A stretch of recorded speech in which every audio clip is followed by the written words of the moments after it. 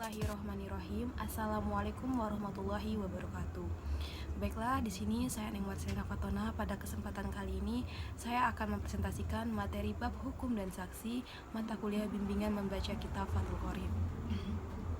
Baiklah, di sini sebelum melanjut pada pembahasan mengenai bab hukum dan saksi, bab hukum dan saksi. Di sini saya akan membacakan terlebih dahulu isi dari kitab Fathul Qorib yang membahas tentang bab hukum dan bab saksi.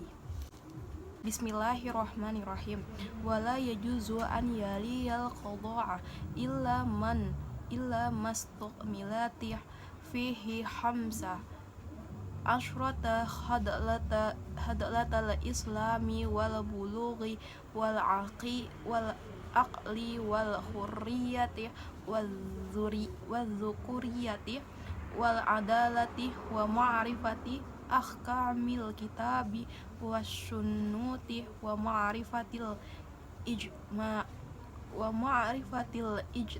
ijtilafi wa ma'rifatil zuruqi al ijtihadi wa ma'rifati taraf min lisanil arabi wa maghfirati tafsiri kitabillahi ta'ala wa an yakuna sami'an wa an yakuna basiran wa an yakuna katiban wa an yakuna mu'taikizan wa yustahabbu an yajlisa fi wasatil baladi fi mawdi'i barizilin nasi wala hajiba lahu wala yaqudu lil qada'a fil masjidi wa yusawwi banina al khadmaini fi thalathati asya'a fil majlisi wal lafzi wal lakhdi wala yajuzu an yaqbala al hadiyata min ahli amalihi wa yajtanibal qada'a fi asyrati mawadi'i indal ghadabi wal ju'i wal atashi washidatis syahwati wal khuzni wal farahil mafuritaini wa indal maradi wa mudafa'atil akhbathaini wa indan nu'asi wa shiddatil kharri wal bazdi wala yan'alul mudda'i alaihi illa ba'da kamalid da'wa wala yuhallafuhu illa ba'da su'alil madda'i wala yulaqanu khadman hujjatahu wala yafhamuhu kalaman wala mata'an nathu bisyuhadi wala yaqbalu syahadata illa mimma ba'athat athahu wala yaqbalu syahadata adu wala aduhi wala syahadatu walidi li walidihi wala walada li walidihi wala yuqbalu kitabun qadi akhari fil ahkami illa ba'da syahadati sahidaini yashhadani bima fihi. Shadaqallahul adzim. Baiklah, dari penggalan kitab Fathul Qorib yang barusan saya bacakan, di mana pada materi bab hukum dan saksi ini menjelaskan bahwasanya tidak boleh menjatuhkan hukum kecuali di dalamnya sempurna 15 hal, yaitu Islam, balik, berakal, merdeka, laki-laki, adil, mengetahui hukum-hukum yang ada dalam Al-Quran dan hadis, kemudian mengetahui ijma, mengetahui perselisihan, mengetahui jalan ijtihad, mengetahui ujung lisan Arab, kemudian mengetahui tafsir kitab Allah. Dia menulis dan dia tidak sadar, tidak tidur, disunahkan menempatkan di tengah-tengah negara di tempat yang jelas mudah dipandang manusia. Kemudian tidak ada sesuatu yang menghalangi, tidak diperkenankan duduk di masjid pada waktu yang menghukumi, dan menyamakan antara dua yang bersengketa dalam 3 hal, yaitu tempat duduk, lafaz, dan penglihatan. Kemudian tidak boleh juga menerima hadiah dari karyawannya dan harus menjauhi 10 hal. 10 hal menghukumi, yaitu marah, lapar, haus, sangat berhasrat, sangat sedih, bahagia yang melampaui batas, ketika sakit menahan buang air besar atau kecil, ketika mengantuk, sangat panas dan sangat dingin. Kemudian tidak diperbolehkan menanyai terdakwa kecuali menyempurnakan dakwaan, dan tidak boleh menyumpahnya kecuali setelah menanyai mendakwa. Kemudian tidak boleh mengajarkan hujah kepada yang bersengketa, dan juga tidak boleh menanamkan kalimat kepada yang bersangkutan, juga tidak boleh menyifatkan saksi. Ini mungkin bisa dibayangkan atau digambarkan seperti dalam sebuah persidangan mungkin.